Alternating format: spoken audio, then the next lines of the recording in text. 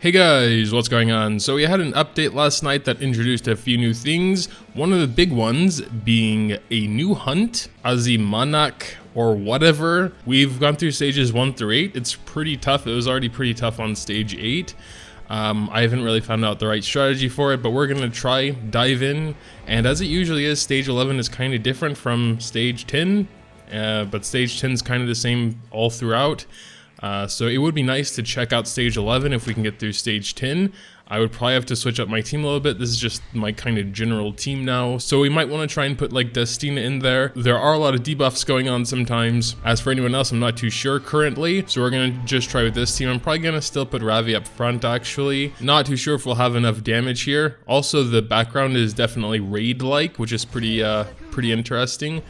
We're probably going to auto through the first wave, but we're going to turn their skills off so we have them for the boss. I just realized we have pretty much no defense break. We have defense break on Luna's ult, but I typically want to do Luna's ult while the boss is defense broken.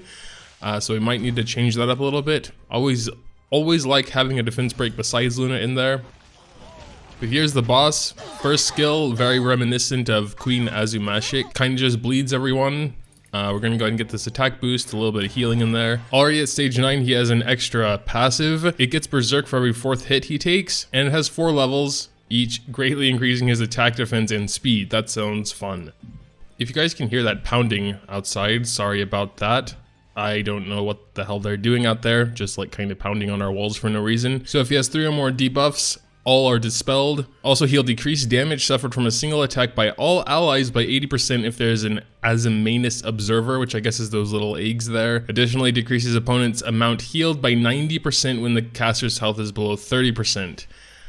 Ouch. So yeah, some pretty bad passives there. I'm not too sure if we should start with the eggs, so I'm going to. They're pretty weak, actually. The bad thing is, if it really is important to get rid of the eggs first, this is not going to be a very auto-friendly boss. But, I mean, there's more eggs now, so I don't know. It might just be better to go straight for the boss. But damn, you know, he has a lot of damage reduction. So this boss is also similar to the other raid boss, the one that starts with those 2, like, spider dudes. And if you don't kill them, then the boss itself will take, like, no damage. I wonder if Daydream Joker would work on this guy. I believe our Luna has Daydream Joker currently, so I'd have to try that. But now the eggs are dead. So I guess we can't really try it. We're gonna go and do the ult while he will be taking more damage, I think. Unless the turn has to reset first. Yeah. Berserk! Oh god. That was a pretty fancy screen there for the Berserk though. Oh my god, look at that scary ass buff he has there. I've never seen that buff before. I'm a little bit creeped out actually. So I don't see any more eggs popping up. Oh, there's a Berserk again. Yeah, so he's getting like, alright, there are the eggs. We're all silenced, which is kind of unfortunate. We're gonna go ahead and use Archie. Just a panic Archie, because I don't really know what else to do there. The eggs did go away with an Archie though, so that's cool. Oh, look at that. It's getting scarier, his buff. Maybe I should have saved the souls for a burn heal from Destina. That's like the only thing I could have healed with right now. Oh my god, the buff. The buff, it's really scary. Alright, we can heal a bit now, do an attack buff. Not sure if we're actually going to be able to get through this, because it's getting pretty close. And also, once he's under 30% health, we won't be able to heal anything at all, really. And he'll be getting there pretty soon, if not now. Ouch! I'm just going to wait for someone to come up with another one? How many stages does this have? I thought it was only 3, but I guess it's 4. Yeah, 4 levels. Okay.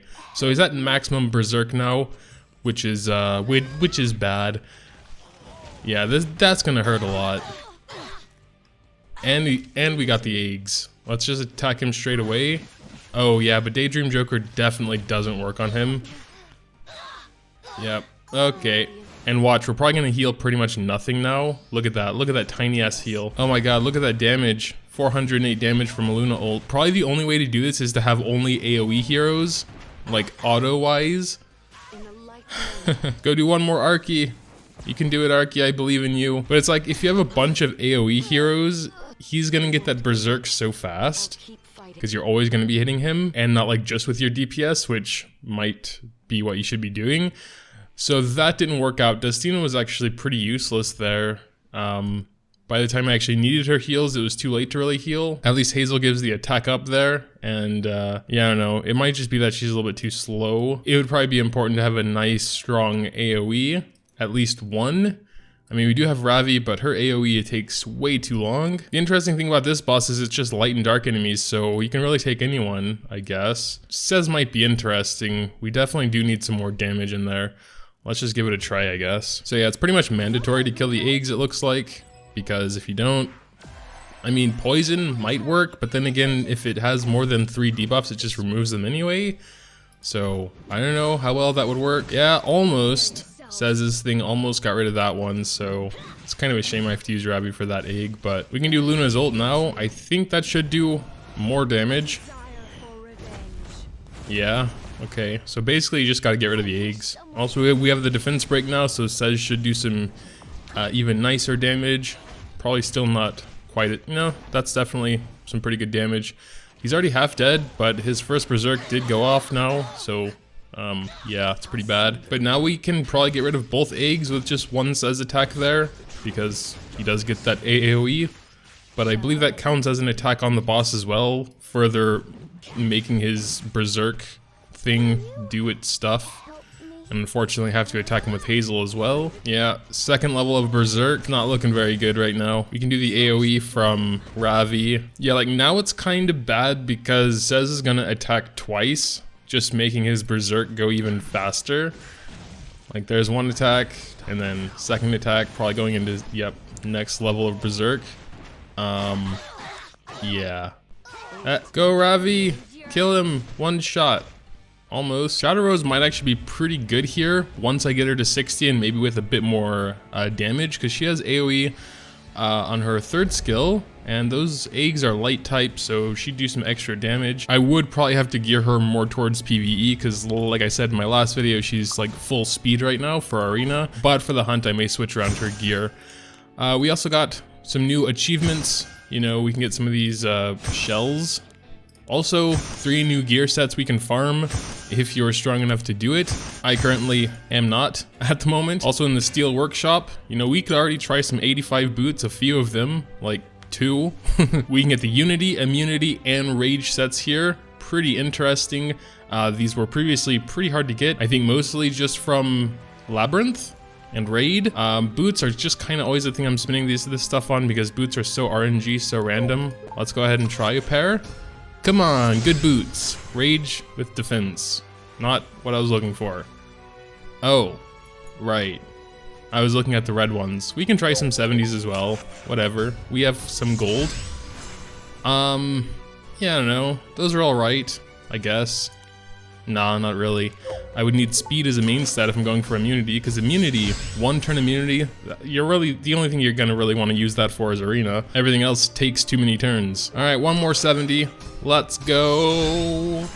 Unity with speed, that's not bad. I could consider giving that to Taranor Guard, maybe. Flat attack, unfortunately. But yeah, we also have a new specialty change, Rikoris. I was reading through what his specialty change was kind of doing. It didn't look like anything special at first glance, so first impressions wise. But I could be wrong, that's definitely a possibility. I'll read you off his rune enhances. So the first 4 are just stat increases, 10% health, 10% defense, 5% hit chance, and 10% effectiveness. We also have 5% more damage for his Supreme Spear skill. Not sure if that's a typo, but it says up to 200% healing for Supreme Spear. Maybe it just doesn't heal a lot, and that just makes it a okay heal then. Damage dealt increases by up to 20% when attacking a Dark Elemental target.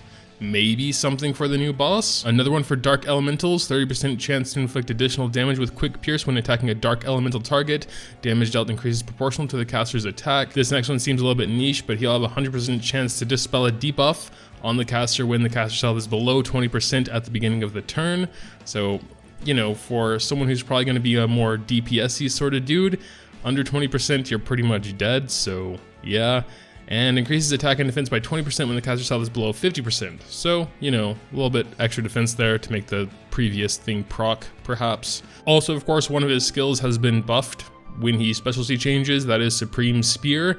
It will now attack all enemies with a hard-trained spear art with an up to 100% chance to dispel a buff from the target before having a 75% chance to stun the enemy with the highest combat readiness regardless of skill miss.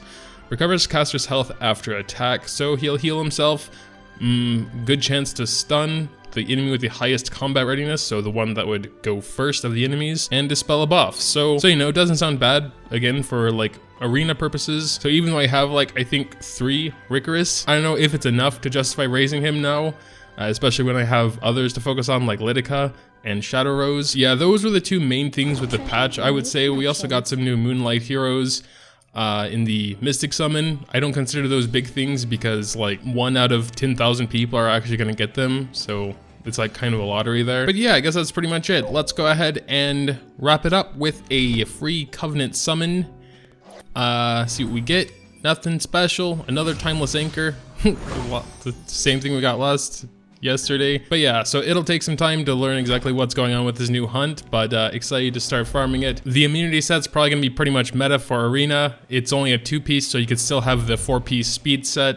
So I think that's gonna be the go-to sets, speed and immunity. So that definitely doesn't mean Wyvern's gonna be automatically obsolete, of course. I think Unity is pretty nice for some characters like Taurenor Guard, and also perhaps others that have pretty powerful basic skills. That's definitely more geared towards PvE. But yeah, make sure to tell me what you think about the new hunt. If there are already some strategies out there for it, I'd love to hear them. Also, if there's anything major I overlooked with Rikoris that actually makes him quite good for something, with his specialty change, then you can drop that down there as well. Leaving a like if you happen to enjoy is always greatly appreciated as well. Thanks, as always, for watching, and until next time.